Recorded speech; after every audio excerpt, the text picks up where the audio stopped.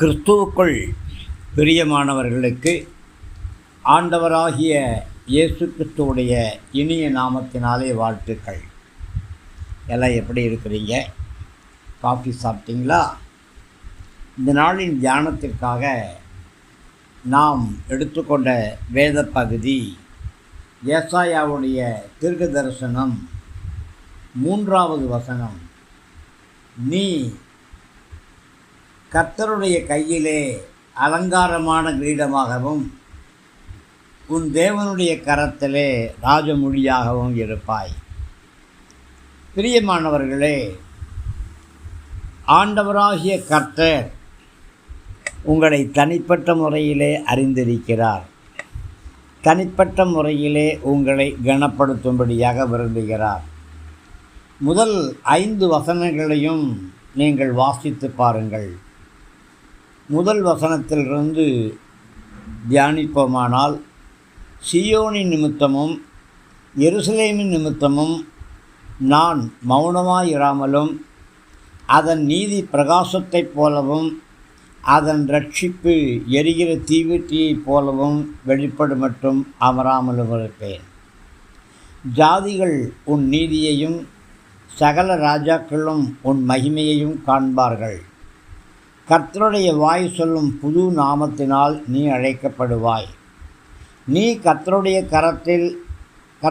கையில் அலங்காரமான கிரீடமும் உன் தேவனுடைய கரத்தில் ராஜமுடியுமாயிருப்பாய். இனி நீ கைவிடப்பட்டவள் எனப்படாமலும் உன் தேசம் இனி பாழான தேசம் எனப்படாமலும் நீ எப்சிபா என்றும் உன் தேசம் பியூலா என்றும் சொல்லப்படும். கர்த்தர் உன்மேல் பிரியமாயிருக்கிறார். உன் தேசம் வாழ்க்கைப்படும். வானத்தின் பலகணிகளை வாலிபன் கன்னிகையை விவாகம் பண்ணுவது போல உன் மக்கள் உன்னை விவாகம் பண்ணுவார்கள். மணவாளன் மணவாட்டியின் மேல் மகிழ்ச்சியாக இருப்பது போல உன் தேவன் உன்மேல் மகிழ்ச்சியாக இருப்பார். பிரியமானவர்களே,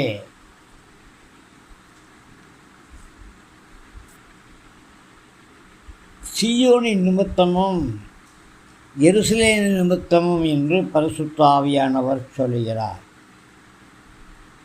ஏசாயா தன்னுடைய சுய இச்சைகளை அல்லது சுய விருப்பங்களை பூர்த்தி பண்ணும்படியாக இந்த ஊழியத்தை செய்யவில்லை. அவர் கர்த்தருக்காக இந்த ஊழியத்தை செய்கிறார். நாம் கர்த்தருக்காகவே இந்த ஊழியத்தை செய்கிறோம். உங்களுக்காகவே இந்த ஊழியத்தை நாங்கள் செய்து கொண்டிருக்கிறோம். பிரியமானவர்களே, சீயோனை பற்றிய கரிசனையும் அன்பும் கர்த்தருடைய இதயத்திலே இருக்கிறது. ஊழியக்காரர்களாக எங்களுடைய இதயத்திலும் சீயோனை பற்றிய அன்பும் அக்கறையும் இருக்கிறது.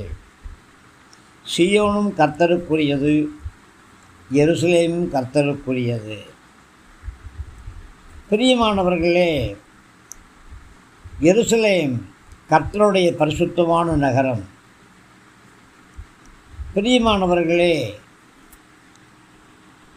கர்த்தர் தம்முடைய சபைக்கு இரட்சிப்பையும் நீதியையும் கொடுப்பதாக வாக்கு பண்ணியிருக்கிறார்.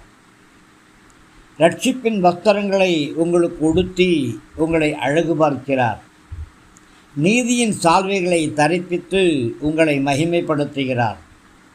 கர்த்தர் சொன்ன தீர்க்க தரிசனம் கண்டிப்பாக உங்களுடைய வாழ்க்கையிலே நிறைவேறும். கர்த்தர் சொல்லியிருக்கிற இந்த தீர்க்க தரிசன வார்த்தைகள், வாக்குத்தத்தங்கள் எல்லா காலத்திலும் வாழ்கிற பரிசுத்தவான்களுக்கு பொருந்தும், உங்களுக்கும் பொருந்தும்.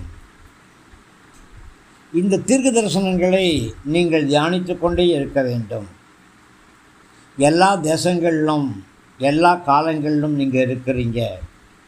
ஒருவேளை நீங்கள் இருப்பது எருசலேம் தேசமாக இருக்கலாம், அல்லது எருசலேமின் பக்கத்திலே இருக்கக்கூடிய தேசங்களாக லெபனோன் தேசமாக, அல்லது துருக்கி தேசமாக, அல்லது கத்தார் தேசமாக, அரபு தேசங்களாக, அல்லது மேற்கிந்திய தேசங்களாக அமெரிக்காவாக, கனடாவாக, ஸ்வீடனாக, ரஷ்யா, எந்த தேசத்திலே நீங்கள் இருந்தாலும் உங்களை குறித்த தீர்க்கதரிசன வார்த்தைகள் கண்டிப்பாக நிறைவேறும்.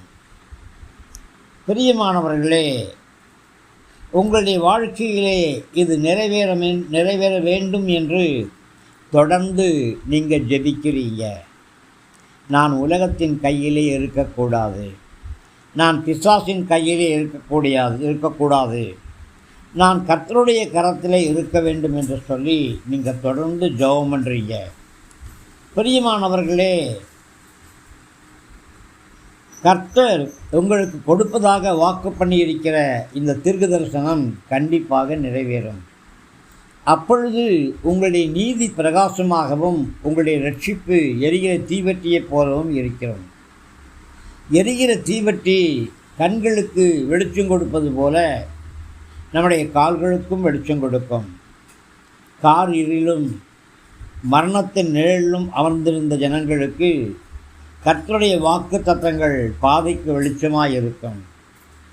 இனிமேல் நீங்கள் இருட்டில் அமர்ந்திருக்க மாட்டீங்க, வெளிச்சத்தில் நடப்பீங்க.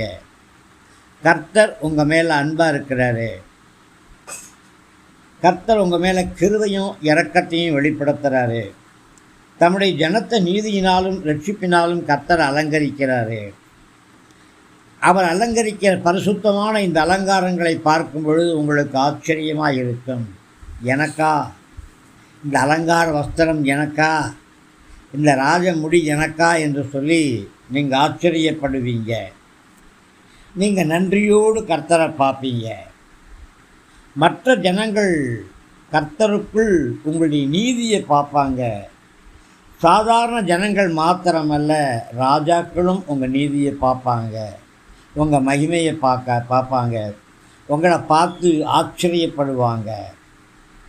சபையின் நீதிக்கும் மகிமைக்கும் கர்த்தர் தானே ஊற்றின் ஆதாரமாக இருக்கார். கர்த்தரிடத்திலிருந்து சபைக்கு மகிமையும் கனமும் வருகிறது. சபையிலிருந்து உங்களுக்கு கனமும் மகிமையும் கடந்து வருகிறது. 2 வாக்குத்தத்தங்களை கர்த்தர் உங்களுக்கு கொடுக்குறாரு. நீங்கள் கர்த்தருடைய கையில் இருக்கக்கூடிய அலங்காரமான கிரீடம், தேவனுடைய கரத்தில் இருக்கக்கூடிய ராஜமுடி. பிரியமானவர்களே, நீங்கள் எப்பொழுதுமே கர்த்தருடைய சிரசில் இருக்கக்கூடிய அலங்காரமான கிரீடம் அல்ல, நீங்கள் கர்த்தருடைய கரத்தில் இருக்கிறீங்க. எல்லாம் கர்த்தருடைய கரத்தின் செயல்களாகவே காணப்படுது.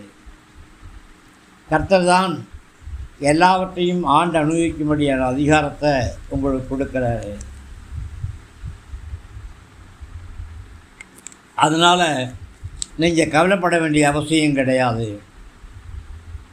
நீங்கள் கர்த்தருடைய கையில் அலங்காரமான கிரீடமாக ராஜமுடியாக இருக்கிறபடியினால கர்த்தருக்கும் நீங்கள் மகிமையாக அலங்காரமாக ராஜமுடியாக இருக்கிறீங்க. உங்களுடைய எல்லா மேன்மையும் கனமும் கர்த்தருடைய கையில் இருக்குது.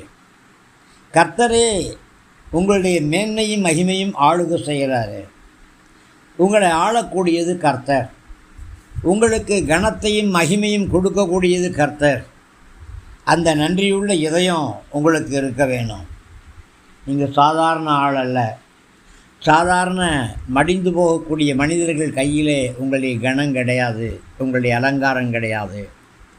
நித்திய காலமாக ராஜாவாக இருக்கிறார் இல்லையா, அவருடைய கரத்தில் நீங்கள் அடங்கி இருக்கிறீங்க.